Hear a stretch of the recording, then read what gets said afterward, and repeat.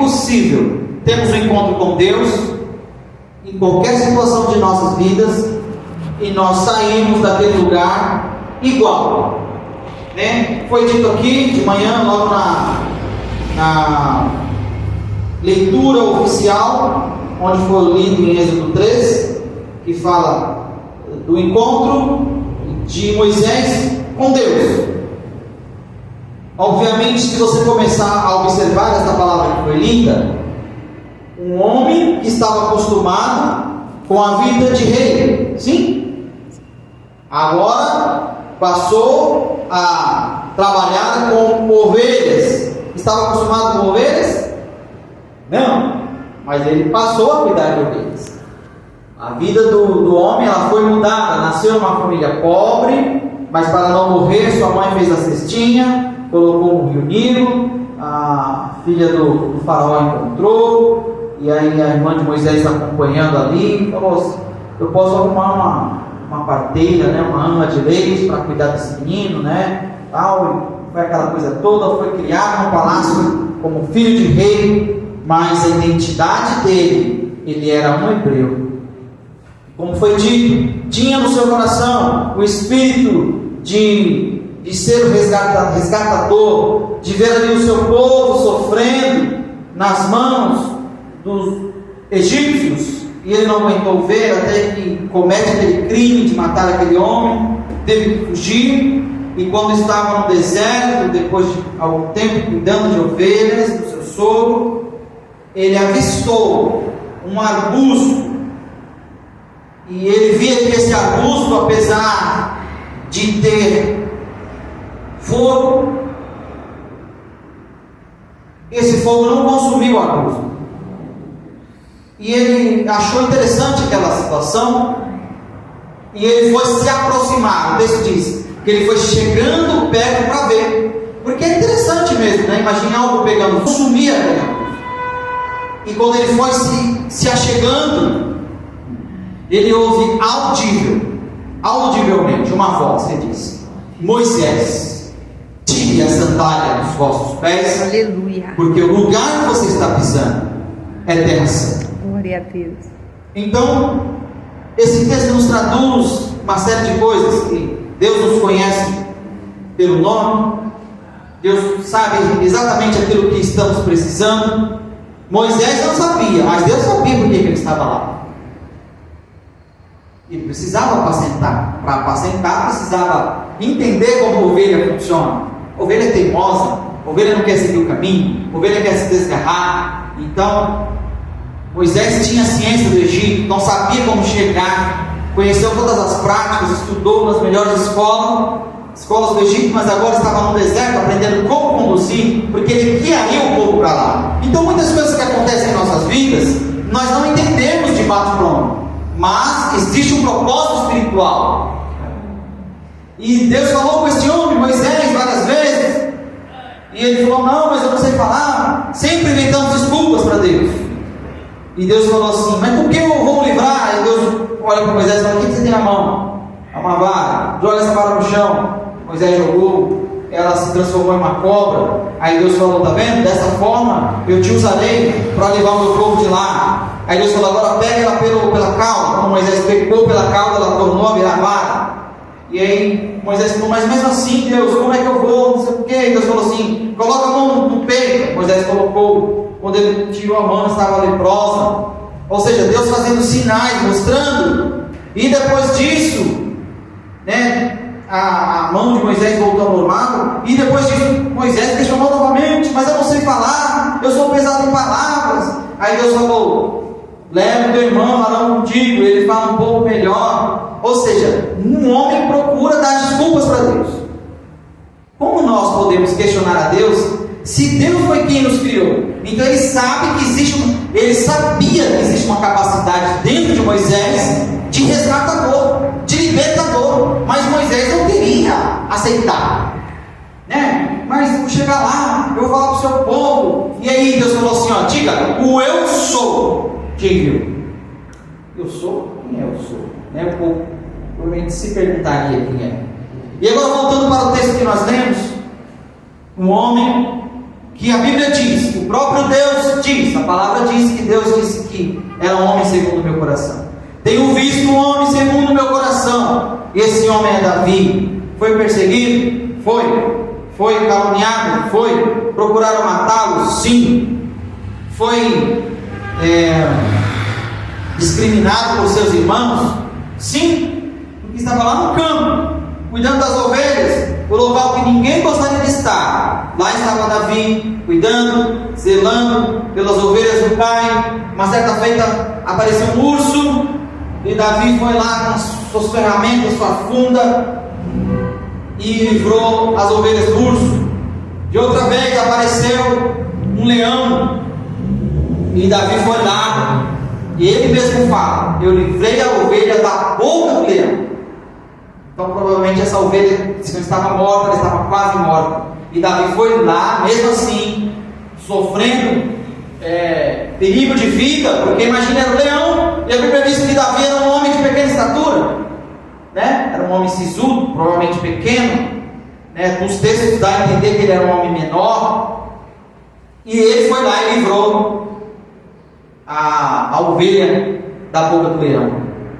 Só que, se você olhar em vários contextos de salmos escritos por Davi, Davi está dizendo assim: Senhor, livra do meu inimigo, aquele que quer ver a minha queda, aquele que quer ver a minha desgraça. Senhor, eu confio em Ti, livra-me dos que querem ver o meu fim. Não é assim que a gente vê sempre Davi falando?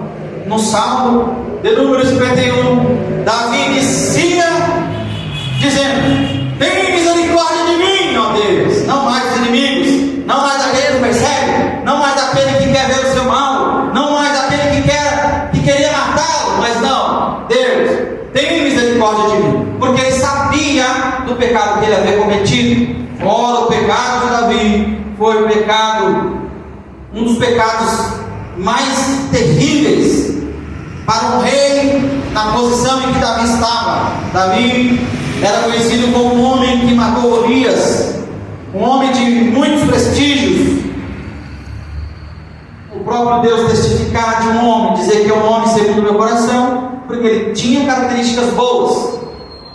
Mas nesse contexto, Davi voltou tudo a perder, porque estava no lugar errado, na hora errada. Quando daquela certa feita ele chegou a um terraço do palácio e ele viu uma mulher que estava ali se banhando, e Davi pediu para que trouxesse essa mulher. Ele coabitou com ela de forma ilegal. Por que ilegal? Porque ele não era casado com ela. Davi tinha a sua mulher, as suas concubinas, tinha as servas que cuidavam à disposição, mas ele desejou uma mulher que não era sua, ilegalidade. E não somente isso, quando ele percebeu que por conta deste ato ocasionaria problemas, como teve, essa mulher acabou engravidando, e ele manda chamar os reis. Na época das guerras, eles deveriam estar na guerra, e Davi estava em casa, no lugar errado, na hora errada. Então ele manda um mensageiro para o seu comandante para que traga o esposo daquela mulher, a saber, Urias, para que viesse e se deitasse com ela. Na primeira noite, o homem não dormiu. Aí depois Davi chamou esse homem, deu conselho: você precisa ir para sua casa e coabitar com a sua esposa, não sei o que e tal. E esse homem disse: como estaria eu em paz em casa com a minha esposa, sabendo que os meus irmãos estão em guerra? Ele teve o sentimento que o próprio rei não teve. E Davi chama esse homem para um grande banquete, embebeda esse homem, faz esse homem beber até encher tampa, para imaginar, talvez ele embriagado, bêbado, ele vai até sua casa descansar e dormiu. No dia seguinte está o homem deitado nas escadarias do templo. O homem não foi para casa, não conseguiu ir para casa, e Davi falou assim: não tem mais o que fazer. Então escreveu de próprio punho uma carta, entregou para o seu comandante, dizendo para que colocasse esse homem na frente de batalha, ou seja, na infantaria. Esse homem provavelmente não era um dos homens que estaria na frente de batalha. Portanto, não havia seu preparo. A saber que cada estratégia de guerra existe que se haja um preparo. Ou seja, os homens arqueiros deveriam saber usar o arco e saber colocar de forma correta a flecha. O homem que empunhava uma espada deveria ter um preparo para numa só mão segurar a espada e na outra mão segurar o escudo. Os homens que guiavam os cavalos, os carros de guerra, deveriam ter preparo, obviamente, porque senão não saberiam guiar os carros, os cavalos. Então, para cada função na guerra, deveria se ter um preparo. E esse homem foi pedido, a pedido do rei, para que se colocasse à frente de batalha. Obviamente que esse homem morreu. Mas uma coisa, Davi sabia que tudo que se faz debaixo da terra, o homem tem que dar conta de si a Deus. Aí Deus levanta o profeta Natan, e o profeta foi levantado para confrontar. Por isso que muitas pessoas não gostam de você, não vai com a sua cara. Não gosto do jeito dela, que ela anda, que ela se porta, porque profeta foi chamado para confrontar. Assim foi com Elias, o Eliseu, com vários outros profetas, o próprio Isaías, o próprio João Batista, que teve sua cabeça decapitada porque confrontou o pecado do rei. Você está se tentando com a mulher do seu irmão, é errado, essa mulher não é sua. Para outros ele dizia: raça de víboras, quem que você ensinou a fugir da ira do Senhor? Então o profeta foi chamado para confrontar. E o profeta, enviado por Deus, chegou a Davi e contou-lhe uma parábola, uma história, uma ilustração, vamos assim dizer. E dizia a esse homem: olha, o que o senhor acha desse homem? Ele tinha muitas ovelhas e ele chamou pessoas para ir até sua casa para compartilhar com ele da sua comida, da sua bebida. E ele tinha bastante gado, bastante ovelhas, e o vizinho tinha uma ovelha só. E ele foi lá e pediu para que os seus servos fossem lá pegar a ovelha do vizinho. O gado do vizinho matou e serviu como alimento para aqueles homens a qual ele chamou para se alegrar com ele ali. Davi ficou muito indignado, Davi ficou muito bravo e falou: certamente esse homem, ele deverá morrer. E aí Natan olha bem para ele e diz assim: esse homem é o Senhor. Olha só, que confronto, hein? Engraçado, né? Que pimenta nos olhos dos outros é preço para Davi. Esse homem deveria morrer. E aí Natan confronta, coloca o dedão na cara dele e fala assim: esse homem é o Senhor. Por um acaso, porque o Senhor se cabritou com a mulher de Urias, que não era sua esposa. E aí, a partir dali, esse homem desenrolou ali o que viria por meio desse pecado. E os irmãos sabem que depois desse pecado de Davi, a casa de Davi, que já não era tão boa, Davi não era um bom pai. Não era um bom pai. Seus irmãos viviam em contritos, seus irmãos viviam brigando. E aí teve um irmão que foi lá e coabitou com a irmã. Ou seja, o fato de Davi ter feito esse pecado ilegalmente trouxe a ilegalidade para dentro de sua casa. O irmão coabitou com a irmã, o outro irmão ficou sabendo, foi lá e matou o irmão. Esse mesmo que matou o irmão, eles não eram irmãos de mesmo sangue, vamos assim dizer. Eram irmãos por parte de pai, mas um era filho de uma mãe e o outro era filho de outro. E esse mesmo irmão que matou o irmão, que pegou a irmã, que também não era irmã de mesma mãe, era de mesmo pai, futuramente se levantou contra o pai, contra o reinado do pai. Foi lá, se levantou o rei em uma outra cidade, depois perseguiu o pai, para tentar matar, para realmente assumir o trono. Os valentes de Davi ficaram sabendo, foram atrás desse filho e mataram o filho. Olha só a desgraça que veio sobre a vida de Davi por causa de um pecado. Mas o que eu gostaria de frisar no texto é que Davi, muitas vezes, em vários salmos, ele dizia: tem misericórdia, Senhor, o meu inimigo quer me destruir, o inimigo quer, Senhor, pega meus inimigos, Senhor, pega pelas entranhas, destrói os meus inimigos. Dessa vez ele fala: tem misericórdia de mim, ó Deus, tem misericórdia de mim. E ele sabia que todas essas coisas o afastariam de Deus como o afastou, mas Davi foi lá com o coração contrito, porque ele sabia, ele falou assim: não adianta eu chegar diante de ti e oferecer sacrifícios, oferecer holocaustos, porque se isso fosse suficiente, o Senhor já me perdoaria, porque isso eu faço. Davi me ofereceu holocaustos, sacrifícios a Deus, ele sabia. Mas ele disse que isso não adiantaria. E no verso número 7 ele fala: purifica-me com sopro. E sopro é uma espécie de árvore, muda de flor, que se usavam ali como se fosse um maço. E essa flor ela era considerada como uma espécie de purificação. Eles usavam como se fosse uma esponja, uma bucha, e eles passavam ela em uma substância com líquidos ali para ajudar a limpar o corpo, e eles passavam lá e passavam no seu corpo. Então, por isso que ele usa essa expressão, porque além de essa erva ser usada como limpeza, eles a tinham como uma certa purificação. Por isso que ele diz no texto: purifica-me com sopro, ou seja, não é com qualquer coisa. E ele começa a falar que ele foi feito em iniquidade, e em pecado concebeu a minha mãe. Talvez por ser filho bastardo, ele trazia isso sobre si, e ele sabia que isso lá na frente o prejudicaria. Então ele começa a pedir perdão pelas iniquidades que ele fez. Ele sabia do que ele havia feito. A Bíblia diz que quando Davi fez esse pecado, o filho nasceu, mas o filho não ficou vivo. Davi fez de tudo para que esse filho ficasse vivo. Jejuou, ficou vários dias sem comer, no templo, cabisbaixo. A Bíblia diz que Davi chegou a beirar a uma depressão.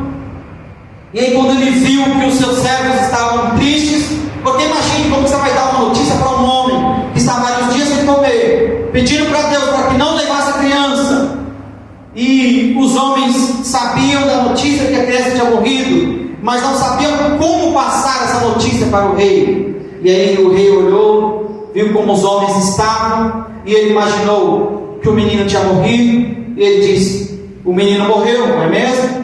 E aí os servos balançaram a cabeça, confirmaram. E a Bíblia diz que Davi se levantou daquela situação que ele estava, tomou um banho, trocou as vestes e comeu. Engraçado que depois dessa situação, Davi tomou Batseba como sua esposa, e o filho que veio depois de uma relação legal, agora sim, ele estava casado com ela, foi Salomão, o homem mais sábio que já existiu. E interessante que o capítulo desse Salmo número 51, ele é conhecido como uma das orações mais bonitas que Davi fez. Não porque ele estava pedindo para Deus livrar, não porque ele estava pedindo para Deus alcançar o seu inimigo, eu ponho em ti a minha confiança. É porque Davi ele expressa aqui todo o seu sentimento. E ele fala no verso de número 10: cria em mim, ó Deus, um coração puro. Ele está pedindo para Deus criar, porque ele não tinha um coração puro. E por que ele está pedindo para que Deus colocasse o coração puro? Porque ele fala antes: em iniquidade eu fui formado. Mas ele não era um homem segundo o coração de Deus, mas ele tinha que fazer a oração de confissão. Nasceu em pecado, então o pecado jazia a bater a porta. Geracional, exatamente. Ou seja, um pecado que o meu avô, que o meu bisavô, que o meu pai, ou alguém lá dos meus antepassados cometeu, e esse pecado está trazendo maldição na família, ele precisa ser confessado. Mas não foi eu que fiz, mas Davi não fez. Mas ele fala: em pecado, em iniquidade me concebeu meus pais, minha mãe. Então, ele está confessando o pecado de quem? Dos pais. Então, quando Davi faz essa oração, ele entende que existe sim algo que é hereditário, que precisa ser quebrado, que precisa ser destroçado. E não adianta eu orar somente, eu preciso confessar. Com Neemias foi assim, não foi? Neemias estava no palácio, quando seus irmãos chegaram, e aí, eu quero que vocês me deixem aqui atualizados sobre a situação dos nossos irmãos que estão lá em Jerusalém. Aí os irmãos falaram: ó, Neemias, a situação lá não está nada fácil. Os poucos que estão lá vivem no opróbrio, ou seja, em miséria. Os muros estão derrubados, as portas estão queimadas a fogo. Olha, os que vivem lá estão em extrema miséria. Quando Neemias ficou sabendo dessa situação, ele era copeiro do rei, tinha que assistir o rei. Imagina que o rei não bebia uma só vez no dia, o rei bebia várias vezes no dia, a saber, água, suco, vinho ou qualquer outro tipo de bebida, e ele era o copeiro, e ele tinha que servir, e ele não podia estar diante do rei triste, porque ele poderia morrer. Mas a Bíblia diz que quando Neemias soube dessa situação, Neemias orou, chorou, jejuou, mas à frente a Bíblia fala que ele confessou. Ele fez: Senhor, eu peço perdão pelos pecados que nós cometemos no passado. Mas Neemias não cometeu pecado algum, mas ele estava debaixo de uma maldição de um pecado que os seus antepassados fizeram. Então, Davi entende isso, e ele pede para Deus: cria em mim, ó Deus, um coração puro, e renova em mim um espírito reto. O coração puro ele não tinha, mas o espírito reto ele já tinha. Por isso ele pede para renovar, porque a partir do momento que eu peco, o Espírito de Deus se afasta de mim. Então ele pede: cria em mim um coração puro. Eu não tinha um coração puro, por isso que eu fiz o que eu fiz. Ele não está justificado o pecado, mas ele confessa. E agora, renova em mim um espírito reto. E ele continua dizendo: torna a dar-me a alegria da tua salvação, e sustém-me com o espírito voluntário. Olha que coisa terrível. Então, o que você tem que tentar diferenciar no texto é aquilo que Davi não tinha e aquilo que ele tinha. O que ele não tinha, ele pede para criar, e o que ele tinha, como perdeu pelo pecado, ele pede para Deus renovar.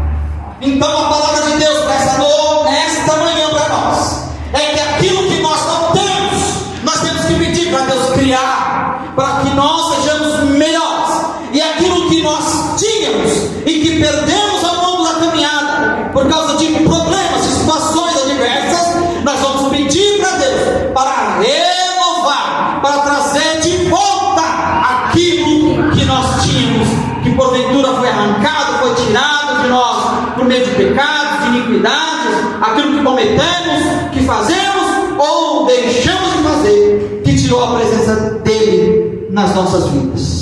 Amém? Amém. Os irmãos entenderam a palavra? Amém. Então, o capítulo de número 51 do livro dos Salmos traz a oração de um homem confessando o seu pecado, confessando o pecado dos seus antepassados, para que a bênção de Deus venha se tornar plena. Observe que Davi finaliza. Ele fala: porque te não comprases em sacrifícios, senão eu os daria. Para comprar Deus com qualquer coisa não se compra, nem se compra, na verdade. Tu não te deleitas em holocausto. E aí ele fala: porque os sacrifícios para Deus são o espírito quebrantado. Não adianta eu fazer um ato com as minhas mãos se o meu coração está longe dali. Então Deus sonda os corações, conhece os pensamentos. Então não adianta eu trazer um boi gordo aqui e apresentar diante do sacrifício para Deus, se o meu pensamento está longe de Deus. Davi sabia disso. Ele fala: os sacrifícios para Deus são o espírito quebrantado. A um coração quebrantado e contrito não desprezarás, ó Deus. Toda e qualquer mudança na nossa vida, ela começa por processo. O primeiro processo da mudança é o reconhecimento. Sim, estou errado, eu errei, eu pequei, eu pisei na bola. Quando você reconhece, com espírito quebrantado, com coração contrito. O coração contrito quer dizer o quê? Eu estou colocando para fora tudo aquilo que está prejudicando o meu coração, entregando para aquele que é capaz de curar, aquele que é capaz de restaurar, aquele que é capaz de fazer. Então Davi entendeu isso. E aí no verso 18 e 19, ele finaliza: abençoa a Sião, segundo a tua boa vontade, edifica os muros de Jerusalém. Então te alegrarás dos sacrifícios de justiça, dos holocaustos e das ofertas queimadas. Então se oferecerão novilhos sobre o teu altar. Então Davi aqui estava falando do reparo de quem vai entregar a oferta. Depois que eu tiro tudo de mim, que eu reconheço que eu pequei, que eu preciso do favor de Deus, do pecado de Deus, da bênção de Deus, e aí sim eu me reúno para oferecer sacrifício. Porque depois de um coração quebrado, que Deus conserta, aí sim eu vou diante do altar. E aí ele fala: edifica os muros, reparação. Não adianta reparar o externo, eu tenho que reparar primeiro o interno. É aquilo que vem de dentro para fora. O avivamento, a renovação, a mudança, ela acontece de dentro para fora, e é em mim. Percebe que Davi começa dizendo no capítulo: tem misericórdia de mim. Então não adianta querer. Davi poderia colocar N situações aqui diante de Deus. Mas eu pequei por causa daquilo. Mas eu pequei. Em nenhum momento ele fala que ele pecou por causa dos seus pais. Ele só justifica que ele vinha trazendo essa maldição. Mas ele não fala: eu pequei por causa dos meus pais. Não. Porque em iniquidade fui formado, e em pecado me concebeu a minha mãe. Isso ele fala. Mas é uma porta que ficou aberta lá atrás, que aqui ele torna a retratar. Mas ele fala: cria em mim, faz em mim, tem misericórdia de mim, é em mim. A mudança que o mundo precisa, ela começa por mim. Amém? Eu vou finalizar essa palavra fazendo um louvor aqui. Gostaria de chamar a minha digníssima esposa para me ajudar nesse louvor.